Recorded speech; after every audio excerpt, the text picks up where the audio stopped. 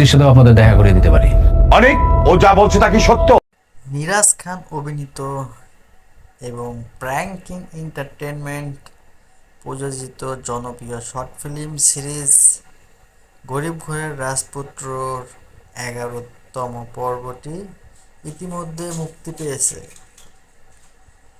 YouTube pranking এর official YouTube চ্যানেলে এটি আপলোড করা হয়েছে। সরাসরি ইউটিউবে গিয়ে গরিব ঘরের রাজপুত্র 11 লিখে সার্চ করলেই আপনি ভিডিওটি পেয়ে যাবেন।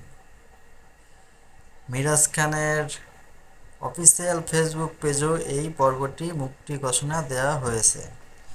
এই নাটককে সাধারণত মধ্যবিত্ত বা গরিব পরিবারের সংগ্রামের পাশাপাশি হাস্যসাত্মক এবং আবেগঘন গল্প তুলে ধরা হয়েছে, যা দর্শকদের কাছে বেশ জনপ্রিয়।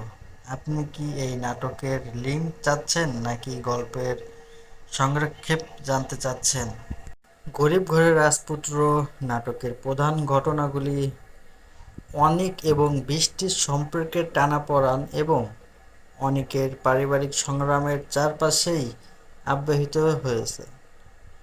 সালের মার্চ 2026 সালের মার্চ মাসে মুক্তি পাওয়া এই পর্বটি মূল বিষয়ক নিচে অনিক ও বৃষ্টির সম্পর্কে টানাপোড়েন। গত পর্বের ধারাবাহিকতায় অনিক এবং বৃষ্টির মধ্যে ভুল বোঝাবুঝি আরও চরম পর্যায়ে পৌঁছায়।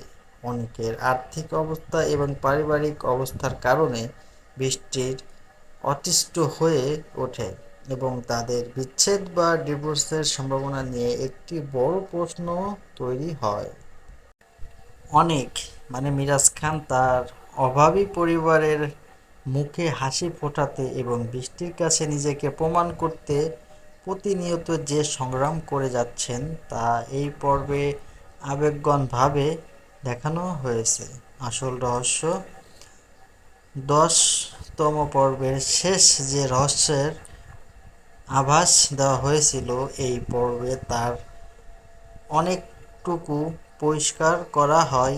বিশেষ করে অনিকের অতীতের কোনো ঘটনা বা পারিবারিক কোনো ত্যাগের বিষয়টি সামনে আসে। কাস্টিং এই পর্বে মিরাজ খানের এবং অনন্যা ইসলাম এবং জমরুল রাজু সহ অন্যান্য নিয়মিত শিল্পীদের চমৎকার অভিনয় দেখা গিয়েছে। গল্প এবং সংলাপ লিখেছেন আদিপ আবরার।